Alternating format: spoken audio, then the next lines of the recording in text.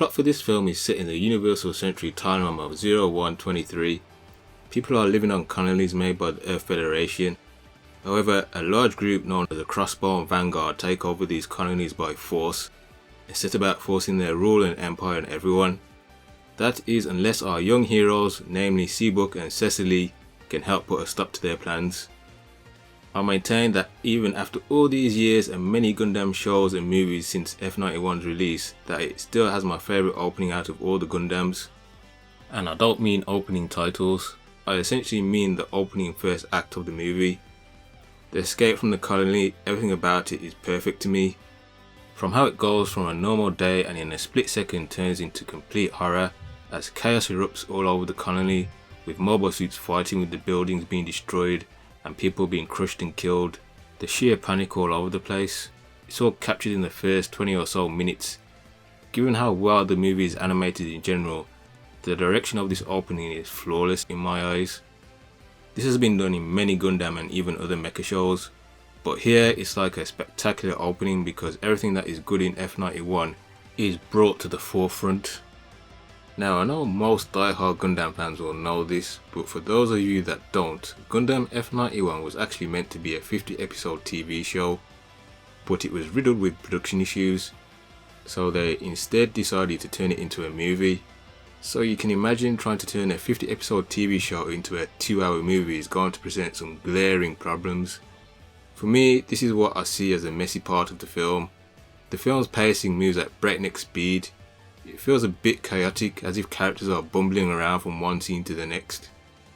That's another problem, the amount of characters that get thrown your way as well, too much for a little old movie.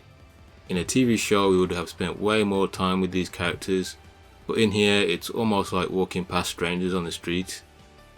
Like for example, and this is a slight spoiler, when Anna Marie switches sides from the Crossbow Vanguard to the Earth Federation, it happens so abruptly out of the blue almost. I mean, you get a slight hint she doesn't quite like Cecily, but that change still comes rather quick. But if you watch other Gundam shows, you'd know this happens quite a lot and can begin to piece together Anna Marie's motives more for switching sides like that. The movie does focus more on Cecily and Seabuck, which is a good thing. I recommend you watch a few other Gundam shows before F91. I'd pick some other Universal Century shows like the original Gundam, Zeta and Double Zeta. I say this not because the stories are linked in any way, it's just after watching these shows, you'll have a better understanding of the structure of how a Gundam show works. This will help fill in the massive blanks F91 sometimes presents as it jumps from one scene to another. That's pretty much where my problems with F91 end though. Everything else about it is beautiful. Despite its early production problems, it's still one of my favourite Gundam shows. It's one of those movies, the more you watch it, the more you will enjoy it. And once you're familiar with the Gundam universe, it will be even better. Iron Mask, the main villain of the movie, you don't actually see too much of him, but he certainly means business when he does show up. There's a line he says to his ex-wife that just made me think, damn, this guy ain't playing around, and then he does something messed up directly after that.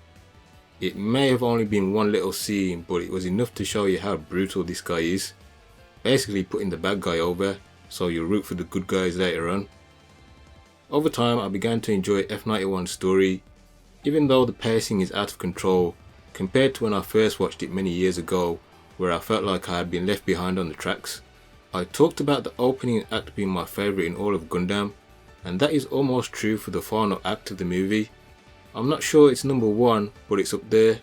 I mean, the level of animation here is off the charts for me. The days before CGI, what they crafted in this last battle, it just blows me away. If you wanted a true boss battle to end the movie, then I can say 100% that they delivered. The only Gundam show that I'll put above this in terms of art and animation is Stardust Memory. For me, that is the king of Gundam for animation levels, but F91 is not far behind. The art palette, art direction, costumes and mecha design are some of the most beautiful I've seen. I cannot undersell how good Gundam F91 looks. It feels so colourful as well. The choice of colours and how it mixes across the screen makes it feel like a moving painting to me. The actual F91 mobile suit itself has been a favourite of mine too. I've always loved its sleek design and choices of weapons, like the two beam rifles, along with its agility, make it an excellent suit. This is also the film that spawned most Gundam fans' favourite manga to not get an anime yet, that being Crossbone Gundam. It's the sequel to F91 and is something fans have been begging for years to see animated. Given they only just got around to animating Hathaway's Flash, we probably won't see a Crossbone Gundam anime for another 15 to 20 years. I'm not too fussed about that because I'll always have F91, and I'm glad we got something instead of it being cancelled altogether. Instead, we got a real good piece of breathtaking Gundam animation and art that will be hard to match ever again. Gundam F91 might be messy in parts, but it's a beautiful mess, and overall an awesome watch for any serious Gundam or mecha fan. As always, thanks for watching and catch you next time.